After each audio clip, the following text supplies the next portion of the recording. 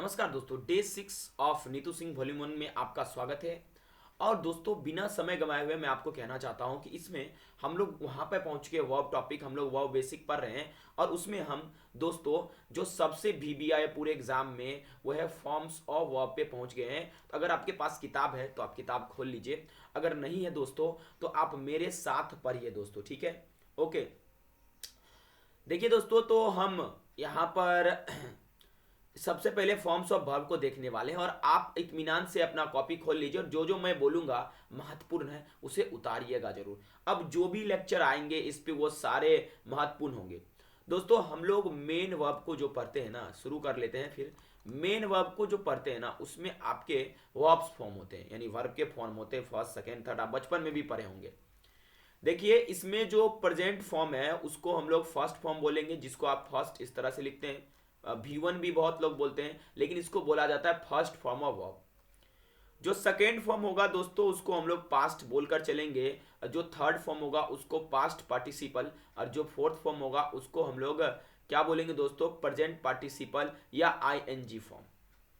Exam में दोस्तों इस पे कॉमन एरर के काफी क्वेश्चन आते हैं और बच्चे गलतियां कर देते हैं। तो चलिए हम उन गलतियों से बचने के लिए एक एक करके चीजों को समझते हैं, ठीक है दोस्तों।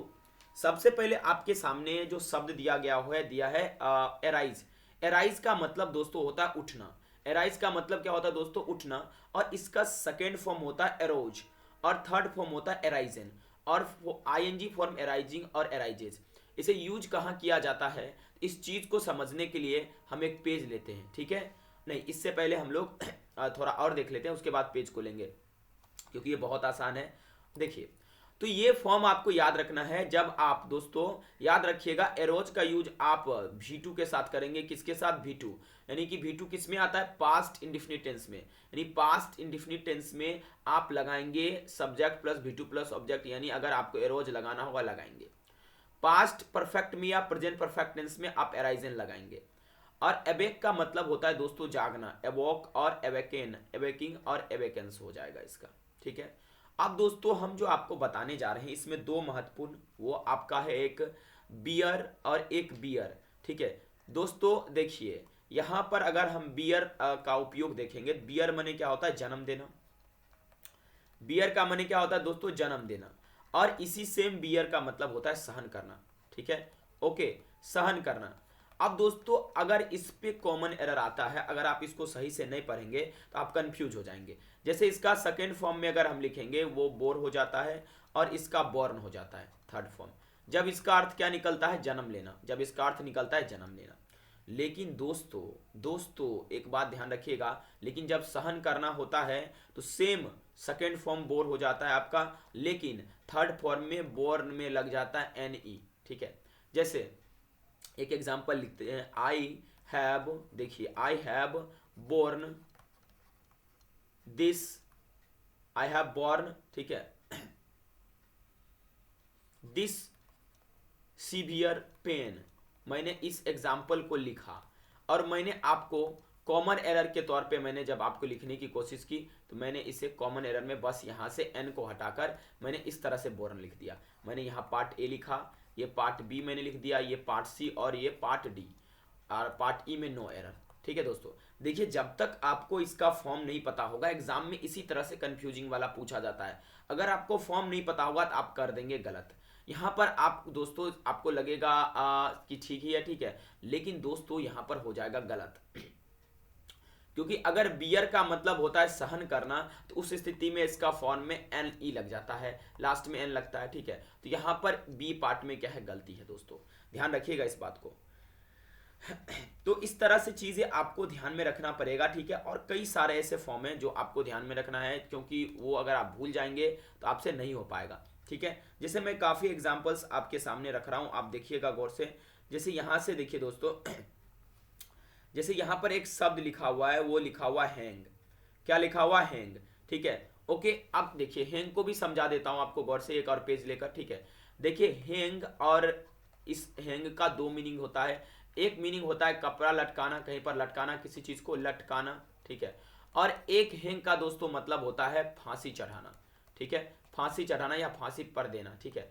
देखिए सुनिएगा ध्यान से, अगर दोस्तों हैंग का मतलब फांसी चढ़ाना हो जाता है, उसमें दोस्तों हैंग लग जाता है और हैंग लग जाता है, V2 और V3 यानी लेकिन दोस्तों यहीं पर अगर लटकाना सेंस कपड़ा को या कोई वस्तु को, तो उसमें हो जाता है हंग हंग। इस पे दोस्तों आपको कॉमन एरर आएगा भी और आपको पता भी नहीं चलेगा, ठीक है। अब दोस्तों यहां पर एक और वर्ड यूज किया गया है, वो है आपका रिंग। रिंग का मतलब होता है निचोड़ना, ठीक है। रिंग का मतलब WRING, इसका मतलब दोस्तों क्या होता है, निचोड़ना, ठीक है। ओके दोस्तों, याद रहेगा आप लोगों को, एक सेकंड रुक जाइएगा। रिंग का मतलब क्या होता है, निचोड़ना। और इसका V2 यानी सेकेंड फॉर्म जो बनेगा वो रंग बनेगा, और दोस्तों थर्ड फॉर्म जो बनेगा वो भी रंग बनेगा, ठीक है। ओके, अब दोस्तों एक और बात होगा यहाँ पर, समझिएगा, आपको खुद समझना पड़ेगा। जैसे देखिए, अगर मैं विंड लिखता हूँ, ठीक है, तो विंड का मतलब क्या होता है आपका, एक तो विंड का माने क्या होता है दोस्तों, आप बताइए। विंड का माने एक हवा होता है, ठीक है।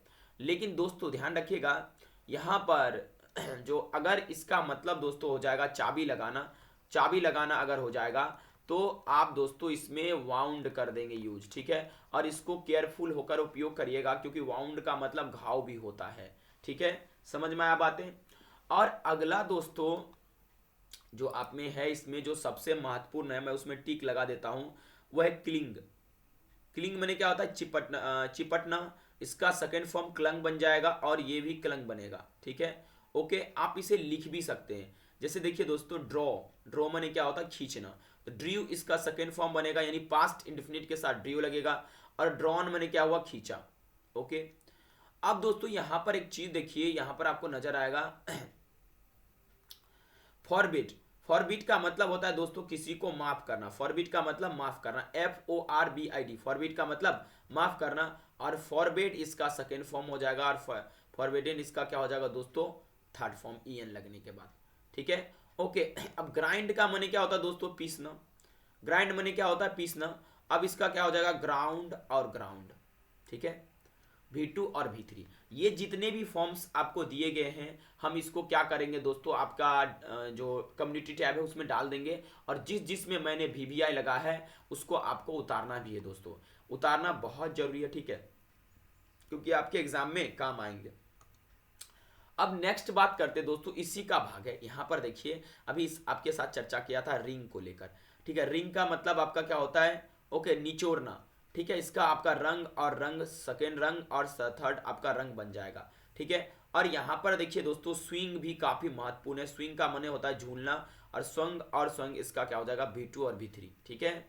ओके, ये आपको चीजें ध्यान में रखना है। ओके, देखिए ये जो लाए है ना, लाए, ये भी काफी महत्वपूर्ण है, लाए, ले और लेन, ठीक है। ओके, इस पे आपको काफी कंफ्यूजिंग एग्जाम में आ जाता है। हम अगला पेयर चर्चा करेंगे कंफ्यूजिंग को लेकर, लेकिन फिलहाल इसमें हम लोग देखते हैं, समझते हैं। देखिए, हाइड का माने छिपाना या छिपना होता है। हाइड और हिडन आपका दोस्तों क्या हो जाएगा, हाइड हो जाएगा। इसका V2 सेम, हाइड है ना, उसमें ई हटा देंगे तो ये आपका सेकेंड फॉर्म हो जाएगा। और हिडन आपका क्या हो जाएगा, थर्ड। बहुत लोग इसको हाइडन भी बोलते हैं, लेकिन हिडन इनेमी ही बोला जाता है, छुपा हुआ दुश्मन।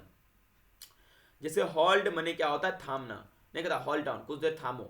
हॉल्ड का सेकेंड फॉर्म हेल्ड बनेगा, और थर्ड भी हेल्ड बनेगा। हेल्ड का एक और मीनिंग होता है किसी चीज, कोई भी चीज कहीं पर होना, ठीक है। लाए अभी बता ही दिया। राइड मने क्या होता है, सवारी करना, इसका सेकेंड बनेगा रॉड और रिडन, ठीक है, या इसको बहुत लोग राइडन बोलते हैं, ठीक है। रिंग मने क्या होता है, बजाना या बजना, ठीक है। जैसे रैंग और रंग, आपका रैंग हो जाएगा सेकेंड फॉर्म और रंग हो जाएगा थर्ड फॉर्म। राइज माने उठना या उगना, सूरज जैसे पूरब में होता है, ठीक है। तो राइज का रोज बन जाएगा, वो रोज नहीं, और इसका राइजन जो दोस्तों हो जाएगा आपका थर्ड फॉर्म।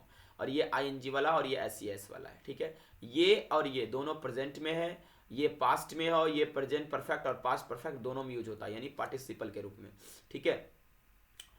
अब सी माने क्या होता है दोस्तों, देखना। सी का क्या बनेगा, सो और सीन, ठीक है। ये याद रखिएगा, आपके काम आएंगे। सेक माने हिलाना, सुक और सेकेंड इसका हो जाएंगे आपका सेकेंड और तीसरा, ठीक है। जैसे आप एग्जांपल लीजिए, द क्रॉ सुक ऑन मी, ठीक है, from a hemlock tree. Okay, dust of snow, ये कविता भी आप जो CBSE वाले छात्र होंगे वो पढ़े होंगे। साइन माने क्या होता है, चमकना। सोन और सोन, ये इसका आपका सेकेंड और थर्ड होगा, इसमें आप VBI लगा लीजिएगा। ओके। अब शूट का मनी होता है दोस्तों फोटो निकालना या गोली मारने का, तो हम फोटो शूट पर जा रहे हैं, ठीक है। तो शूट में आपका क्या होगा, ओ इसमें ओमिट कर दीजिएगा, आपका ये दोनों बन जाएगा, ठीक है। श्रिंक मनी क्या होता है, सिकुड़ना, श्रैंक और श्रंक इसका सेकेंड और थर्ड फॉर्म बन जाएगा। सिंक मनी क्या होता है, देखो ये इंपॉर्टेंट है, याद रखना, सिंक मनी डूबना होता है, ठीक है। सेंक और संक, इसका सेंक सेकेंड फॉर्म और संक तीसरा फॉर्म हो जाएगा, ठीक है। सीट का मने बैठना, सेट और सेट हो जाएगा, ठीक है। स्पीक मतलब क्या होता है दोस्तों, बोलना, क्या हो जाएगा, स्पोक और स्पोकन, ठीक है। स्पीट का मने क्या होता है, थूकना, ठीक है। स्पेट और स्पेट, इसका स्पेट और स्पेट दोनों सेम ही रहेगा, सेकेंड और थर्ड, ओके। स्टील का मने क्या होता है दोस्तों, चुराना किसी चीज को। स्टॉल और स्टॉलन ये भी महत्वपूर्ण है। स्टिक मने चिपकना होता है, स्टक और स्टक, ठीक है। स्टक टू योर टॉपिक, अपने टॉपिक पे अरे रहो। स्ट्राइक मने क्या होता है दोस्तों, चोट मारना या हड़ताल करना। देखिए अब इसका स्ट्रक और स्ट्रक हो जाएगा, और कहां पर कैसे यूज करेंगे आप ये भी समझिएगा। स्वेर का मने क्या होता है, शपथ लेना, स्वर और सॉर्न भी हो जाएगा, ठीक है। जैसे doctor Radha Krishnan sworn as a dash dash president of India, बताइएगा कौन सा प्रेसिडेंट बने थे। टीयर का मनी क्या होता है दोस्तों, फाड़ना, टोर और टॉर्न हो जाएगा, ये भी काफी महत्वपूर्ण है। वीव मनी क्या होता है दोस्तों, बुनना, वोव और वोवेन हो जाएगा इसका, ठीक है। देखिए प्रोनाउंसिएशन थोड़ा सा डिफर करता है, आप किस तरह के रीजन में रहते हैं। अगर गांव में रहते तो आपका उस तरह का प्रोनाउंसिएशन हो जाएगा, इसमें आप ज्यादा पैनिक मत होइएगा प्रोनाउंसिएशन को लेकर, समझिए चीजों को, ओके। अच्छा यहाँ पर राइट और रिंग ये दोनों मैंने आपको बता दिया है, ठीक है। ये दोस्तों आपका वर्ब का फॉर्म है, जिसके मदद से आप काफी इंग्लिश अच्छा बोल सकते हैं, समझ सकते हैं, ठीक है। ओके, समझिएगा चीजों को अच्छे ढंग से, ओके। तो ये चीजें आपको दिमाग में दोस्तों ध्यान में रखना है, ठीक है। और इसमें काफी वर्ब फॉर्म्स दिए गए हैं, ठीक है, जिसको मैं एट अ टाइम अभी नहीं बता सकता हूं, ठीक है, लेकिन मैं कोशिश करता हूं इसको आपको बताने का, ठीक है। देखिए इसमें जो ग्रुप 2 दिया गया है उसमें उसका सेकेंड और थर्ड फॉर्म एक जैसा है, ओके। यानी कि आप यूं कह सकते हैं, और इसमें जो है ईडी या ईएन या टी लगाकर सेकेंड थर्ड फॉर्म को बनाए गए हैं ये सब, ठीक है। इसमें जो है आप ईडी या सबको लगाकर बनाए गए हैं। इसका मैंने क्या किया है, डिस्क्रिप्शन बॉक्स में इसको मैंने डाल दिया, ठीक है। आप एक काम कीजिएगा, उसको जाकर देख लीजिएगा, ठीक है। अगर आप जाकर देखेंगे ना तो आपको कुछ समझ में आ जाएगा चीजें, ठीक है। क्लियर है दोस्तों, ये दिमाग में आपको रखना है, ओके। तो दोस्तों ये आप क्या करेंगे, अपने घर पे जाकर देखेंगे ताकि आपको ये समझ में आ सके, ओके, आप चीज़ों को कर सकें, अच्छे ढंग से आगे बढ़ सके। Thank you very much for watching this video. हम एक और लेकर आएंगे वीडियो जिसमें हम लोग कन्फ्यूजिंग पेयर को डिस्कस करेंगे, और आपको उसमें हम बता देंगे कन्फ्यूजिंग पेयर वो सबसे अधिक वीवीआई होगा आपके एग्जाम पॉइंट ऑफ व्यू को लेकर। Thank you very much for watching this video.